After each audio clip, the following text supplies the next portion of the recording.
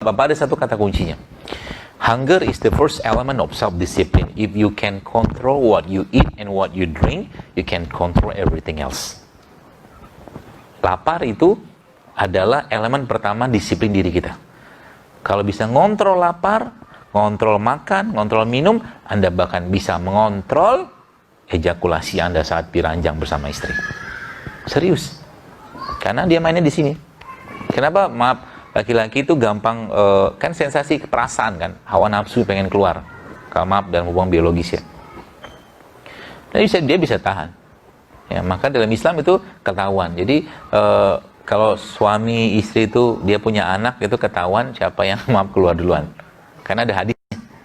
Ada yang bertanya Rasulullah, ya Rasulullah, bagaimana cara saya untuk mendapatkan anak laki-laki? Kata Rasulullah, sang suami yang keluar duluan.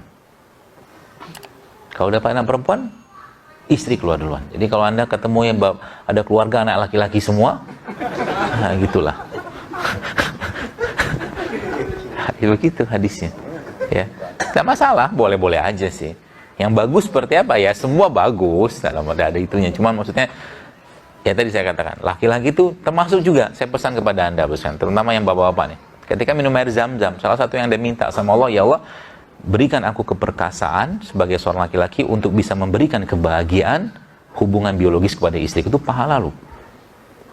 Karena banyak masalah, bahkan maaf perceraian rumah tangga itu gara-gara suami nggak puas, istri nggak puas. Ya, suami tidak mendapat kepuasan, istri nggak bisa mendapat kepuasan dengan dari hubungan. Sedangkan hubungan biologis suami istri itu suatu yang sangat-sangat luar biasa. Ya, sangat luar biasa. Seperti apa? Sedekah kan itu kan.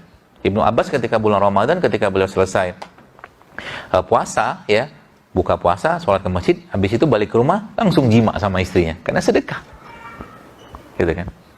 Jadi jangan lewatkan momen itu. Dan jadi Islam tuh saya mengatur semua dengan sangat-sangat luar biasa. Ejakulasi itu salah satunya sih, salah satu yang membuat munculnya endorfin dalam badan, dalam pikiran kita. Endorfin kalau keluar kayak orang dapat morfin, jauh lebih baik pada morfin. Happy-nya luar biasa. Ya, maka laki-laki itu kalau uring-uringan, ya mungkin kurang hubungan sama istrinya. Ya. Maka di surga kan disebutkan coba. Kita diberi kekuatan 50 orang laki-laki coba di surga. Karena memang itu bagian. Maka kalau punya istri, ya gunakanlah istrinya dengan sebaik-baiknya. Manfaatkan. Ya. Dan minta sama Allah, ya Allah jadikan istriku tampak cantik di hadapanku. Meskipun agak bulat-bulat gimana gitu kan. Istrinya juga tahu diri lah.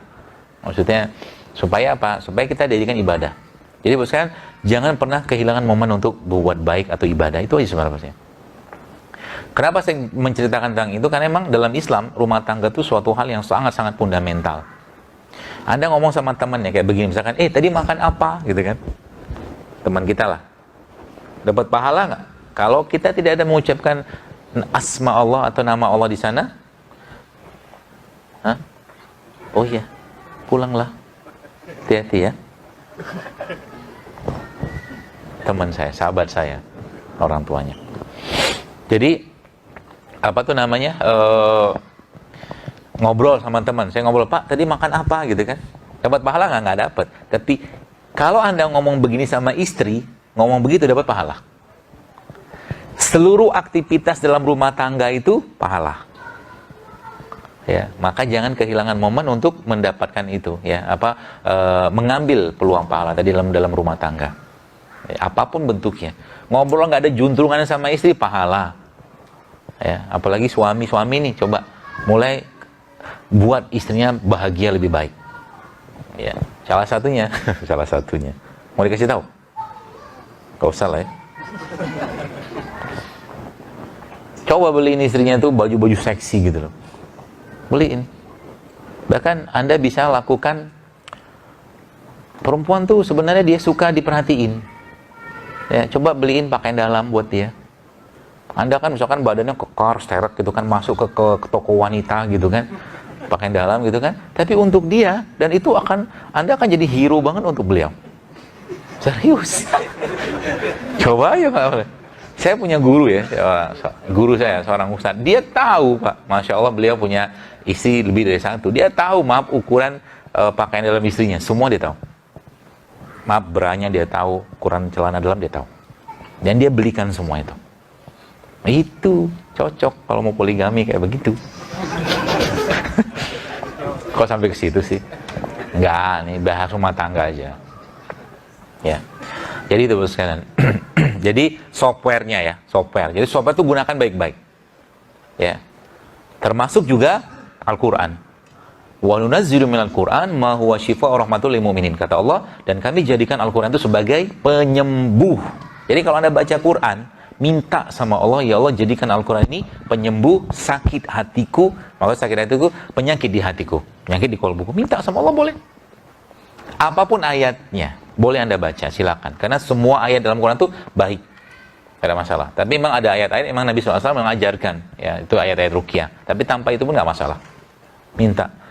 Bahkan kul huwallahu ahad, al-ikhlas saja, itu kita baca 3 kali saja. Atau 7 kali itu sama dengan membaca satu Al-Quran. Ya, seperti itu. Ya, maka manfaatkan Al-Quran. Jadi kalau Al-Quran itu belum mampu memberikan sensa, coba find the moment of truth with Quran.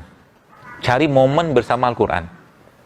Ngaji sendirian, tiba-tiba berlinangan air mata, itu asik banget. Kalau udah kayak begitu, Anda sampai pada titik itu, kalau lagi sakit ya, Anda bisa ngomong sama Allah nanti. Ya Allah, kalau memang sakitku ini belum saatnya sembuh, maka aku ikhlas ya Allah. Dan kalaupun Engkau ambil nyawaku sekarang, aku ikhlas ya Allah. Tapi kalau ada kesempatan dan masih ada waktuku untuk hidup kembali ya Allah, maka sembuhkan aku. Itu yang Allah tunggu kalau orang lagi sakit. Ya, karena banyak orang ketika sakit malah yang dikejar dokter, obat, terapis, membekam. Ngapain kejar mereka? Faiza maritu fahuwa yashfin. Allah yang sembuhkan. Jangan khawatir. Begitu mudah Allah sembuhkan. Ya, dengan cara apa? Dengan cara kembali sama Allah. Kemudian itu softwarenya. Hardwarenya apa? Hardwarenya apa-apa yang Allah ciptakan. Kalau saya memegang atau saya memberikan itu aja, clue-nya kepada Anda, sekalian, 2 hal yang Anda pegang baik-baik. 4 lah ya. Rempah, rimpang, sayur, buah. Pegang itu baik-baik. Jadi dalam seharian Anda, dalam keseharian Anda, usahakan Anda mengkonsumsi 4 hal tadi. Rempah, rimpang, sayur, buah. Ya. Rempah, rimpang, sayur. Rempah itu apa? Ya udah tahu lah. Kayak misalkan cengkeh, kayu manis, ya. Itu kan rempah-rempahan tuh. Bunga lawang, gitu kan. Itu bisa dibikin minuman. Bisa. Anda mau diimpus boleh atau dibikin minuman boleh. Pagi-pagi misalkan Anda minta bikinkan istri misalkan teh serai, jauh lebih baik daripada minum teh saset. Misalkan gitu. Dan kenapa kita mau kerjakan itu? Jadi pertanyaannya, kenapa kita mau bersusah payah mengerjakan itu? Ya. Apakah itu bersusah payah? Sebenarnya enggak juga. Tapi balik-baliknya, innamal amalu binniyat. Kalau kita melaksanakan hidup sehat sebagai bentuk ketaatan dan rasa syukur kita kepada Allah, maka dapat pahala. Contoh misalkan begini, kita minum air, saya baca bismillah, misalkan, saya minum lah. Dapat pahala, minum air. Ya, bahkan kalau kita ngerti caranya, minum kayak begini, Anda bisa dapat banyak pahala. Caranya gimana? Contoh nih ya, bismillah. Alhamdulillah, bismillah. Alhamdulillah, bismillah. Gitu, Ibnu Abbas minum air. Sampai airnya habis, bismillah, alhamdulillah. Bismillah, alhamdulillah. Kalau nggak repot. Kalau nggak ada kerjaan. Kan ada pahala kan? Pahala. Jadi kalau sekali doang kan begini, bismillah. Oh, habisin, alhamdulillah, selesai. 1 gelas habis. Tapi kalau Anda bismillah, alhamdulillah, dengan 1 teguk, bismillah lagi, alhamdulillah lagi, bismillah lagi, pahalanya lebih banyak. Gitu caranya. Ya. Jadi niatkan hidup sehat itu sebagai bentuk rasa syukur dan ketaatan kita kepada Allah Subhanahu wa taala. Ya, sehingga nanti Anda minum jahe, Anda minum kunyit, Anda minum kencur, Anda minum apa, awalnya sudah ada niat, ya Allah, aku mulai hari ini pengen hidup sehat karena ingin lebih dekat, lebih baik ibadah kepadamu, lebih taat kepadamu, lebih syukur kepadamu, maka per hari itu apa-apa yang Anda sehat-sehat itu makan, dapat pahala. Itu caranya. Itu yang pertama. Yang kedua apa? Anda sudah mulai mikir, ketika sudah tahu nggak sehat, jangan lagi makan. Sudah tahu ini nggak sehat, itu nggak sehat, dimakan juga zolim namanya. Apalagi, sering saya sampaikan, kalau Anda punya bisnis kuliner, pikirkan baik-baik. Ya, jangan bikin makanan yang bikin sakit orang. Iya kan? Orangnya makan makanan kita, bukan kita sih ya. Orang customer itu beli makanan kita. Dulunya dia nggak kena kencing manis, nggak kena. Gara-gara makan makanan kita kena kencing manis. Dosa kita. Gitu loh. Kita bikin minuman, contoh, ya, minumannya nggak sehat.